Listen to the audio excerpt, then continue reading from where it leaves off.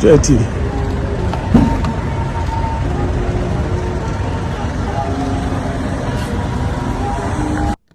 Yeah, we're hearing you, Mr. President. Are you hearing us?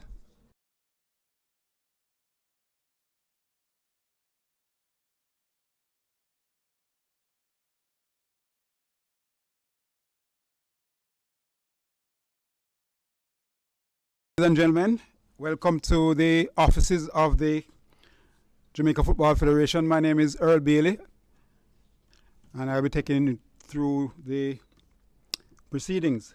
We have some very special people here with us this morning. So we start with the head table, and we're going to start from that side. Mr. Denzel Top. Good morning, sir. Yes, sir. He's from the Ministry of Sport. Of course, he's a permanent secretary, right? Very significant individual when it comes to government and especially sport. And then beside him, we have Ms. Suzette Eisen. And of course, you know, if you are into meetings with the JFF over the years, you'd have heard her voice, very strong, strident. She's an executive also from the Ministry of Sport. She deals specifically with sports, as far as I know, right? Then we move to Mr. Omar Brown. That's a popular name. Even track and field, anywhere you go, you have Omar Brown. But he's from Sagicor, and he's a Sagicor Group executive. And then beside him, Brittany Roberts, marketing coordinator, Water, one of our long-standing sponsors. And beside them, yeah, of course, Mr. Dennis Chung, GenSec of the Jamaica Football Federation. All right, this morning is yes, and I must apologize for the president. He's not here with us physically, but he's online and he will speak with us as well. The president has many hats, and one of them involves with a school that he's with, so therefore he's there now doing some very important work, but he will join us a little later on. Good morning, Mr. President. All right, so we're going to move straight into it. There are quite a few things happening in football now, as everybody would know. Football is not one of those sports that is seasonal. Football is never ever seasonal, and it's 365 days of the year there's football. Not even Christmas. You know, on Christmas Day you get football. Boxing Day you get football. Any time of the year you get football. But it's winter, summer, spring, autumn is football all over the world. And right now we have teams in America, and we have a team in Australia, but then the GenSec will tell you about, and we have teams coming back from El Salvador, and team preparing to go all over the place. But the best person to tell you about it is the GenSec, El Senor Dennis Chung.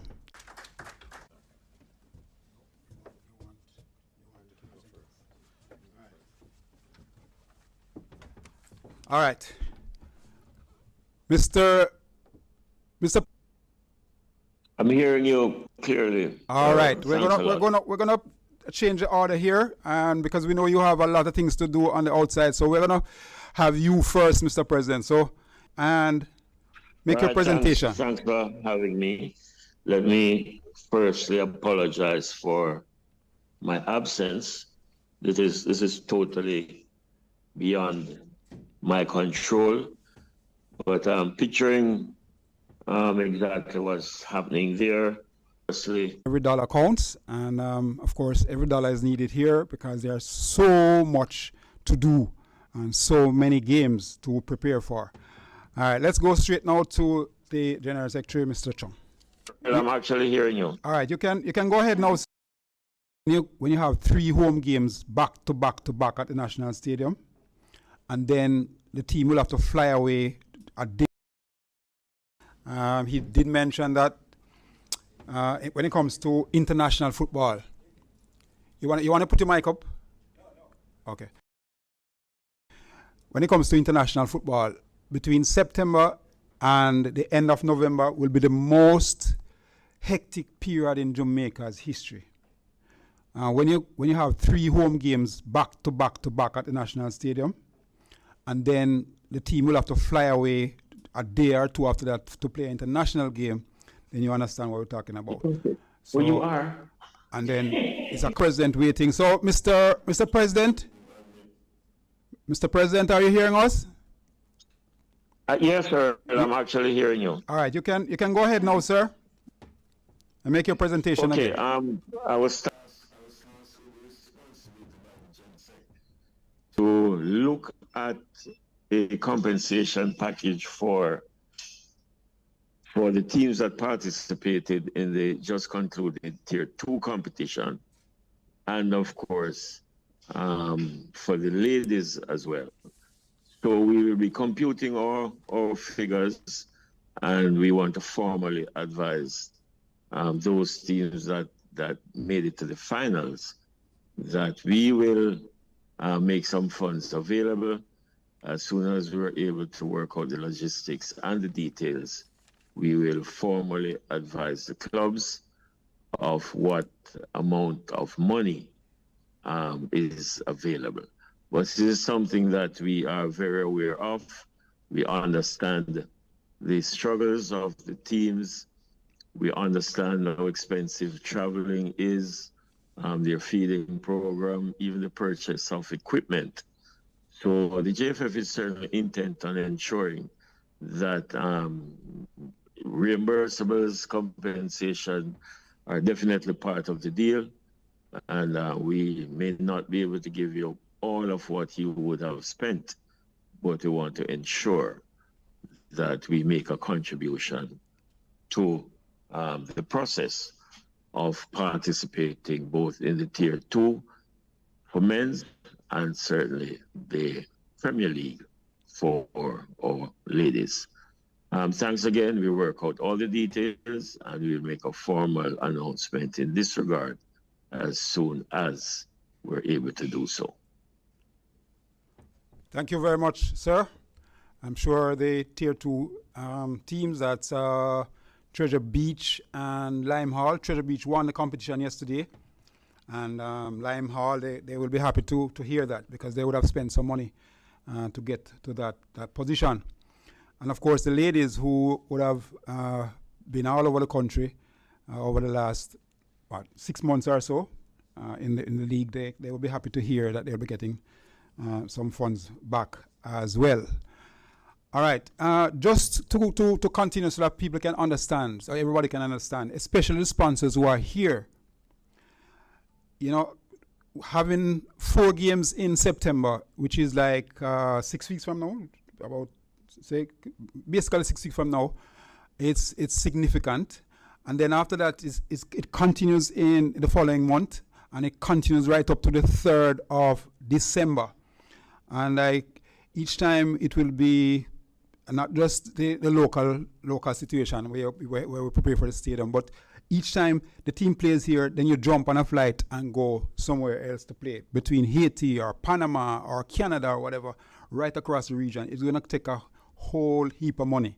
So I'm sure Mr. Chung will be making some other calls later on in the year. Significantly, if the ladies actually beat, since we are dealing with the ladies, the women's team this morning, we play Canada in a home and away here.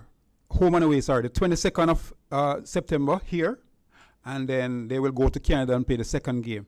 If they beat Canada, then some games will be avoided, because it means that they qualify directly for the Women's Gold Cup in February. However, if Canada beats them, then they fall in a group and they will have to play along with everybody else for that 3 months. And that is where the expense comes in. The men will be playing in the Nations League.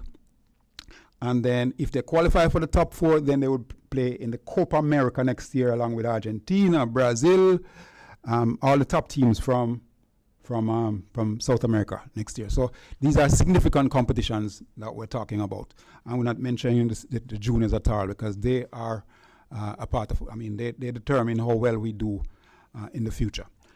All right, so there are 12 games between September 8th and December 3. That's what we're preparing for here. All right, and that's a senior team only. All right, so if there's anybody in the audience with a question, you can throw it now. And I wouldn't say forever hold your tongue, no.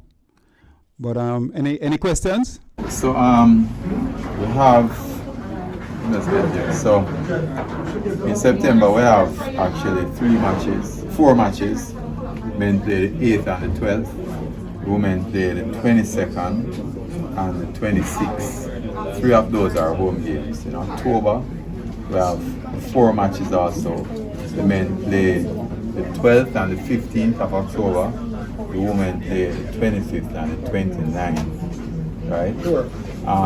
In November, we have 2 matches for them. 2 matches for the men and 2 matches for the women also, right? Therefore, we have 12 games over that 3-month period. We have at least half of them are going to be home games. So it's a significant amount of playing time, travel arrangements, logistics, everything. So, we need to ensure that the whole of Jamaica is behind us with this. Particularly since we see how well the men are doing now too. The women, of course, have always been doing well. And this doesn't include any of the youth teams set, right? But if we do well, we have a chance to go on to bigger things next year. The Copa America, the Gold Cup for women, the first Gold Cup for women. So it's a very big year for us. I say it's the busiest in the JFF history. Tell us about it. Yeah, the busiest period in JFF history. 12 games in 3 months. Not included, as I said, the youth team. And we're just coming off, or we'd have been coming off of the Gold Cup. We'd have been coming off of the World Cup. And also the under 14, the under 15 tournaments also. So this is an extremely busy year. We're not even talking about the money alone. Money is there, yes, there's a lot of money, but also the logistics around it. You're talking about money, you were saying that you have a figure regarding each game first. Yeah, travel, hotel, everything. Just to look at this trip alone, going to Australia and back, we're talking about over $100 million in travel costs alone. You're talking about hotel costs on top of that, right? And you're talking about per diem, match fees, other logistics costs and all of that. So you're looking easily at 150 million just for this, going to the World Cup for the girls. For the men, you're already looking at some of that already. Right, so between the both of them, it's about close to $4 million, for those these 2 alone. And for that period, I guess from September to December, what's the ballpark figure you're looking to spend? That is between to the end of the year. We can assume maybe, since some of them is home, maybe $100 million per match, per game. So you're talking about 12, over $1 billion we're talking about. And we see some initial help here coming on board. Just tell us about this support. Yeah, no,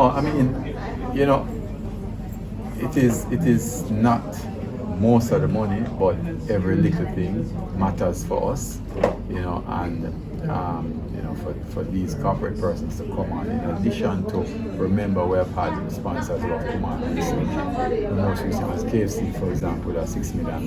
Courts came on with $2 million.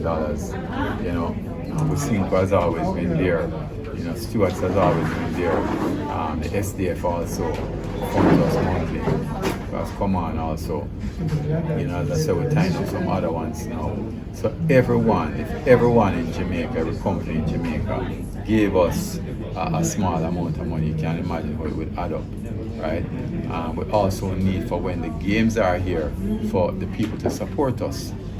People need to come out and support the games, because you talk about gate receipts also, and also the general support for the teams. So, we're really appreciative of everyone who has come on.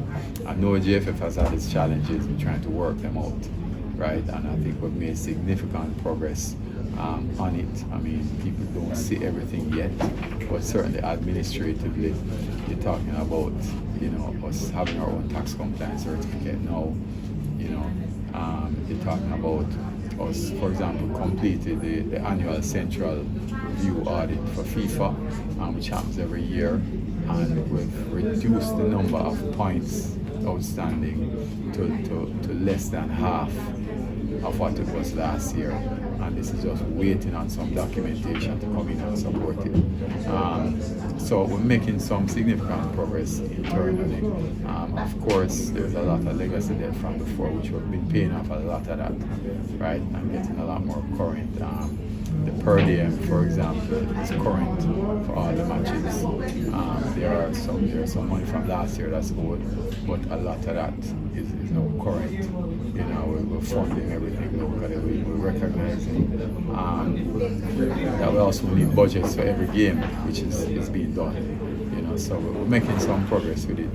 Of course, I'm putting this part that the girls are actually either in Australia now or on their way to Australia, right? So all of them are there, and we did it without any GoFundMe support, right? Very importantly to understand, right? Primarily, the sponsors who have come on, the sponsors who were there before, the FIFA has funded a significant amount of travel. And the Bob Marley Foundation has been instrumental in assisting us financially and also from the logistics support. And that's where it has come from. So this one, does today's support and so was specifically towards the girl? The girls, specifically towards the girls and their travel costs and everything. How much it today? I don't know if you could get a breakdown of the well, the Ministry of Sports came in with $5 million, and between the three sponsors, it came in with $4 million, which came in very quickly. So, you know, I think it was significant the fact that we're able to call them, and there are two that responded to it. And the three sponsors,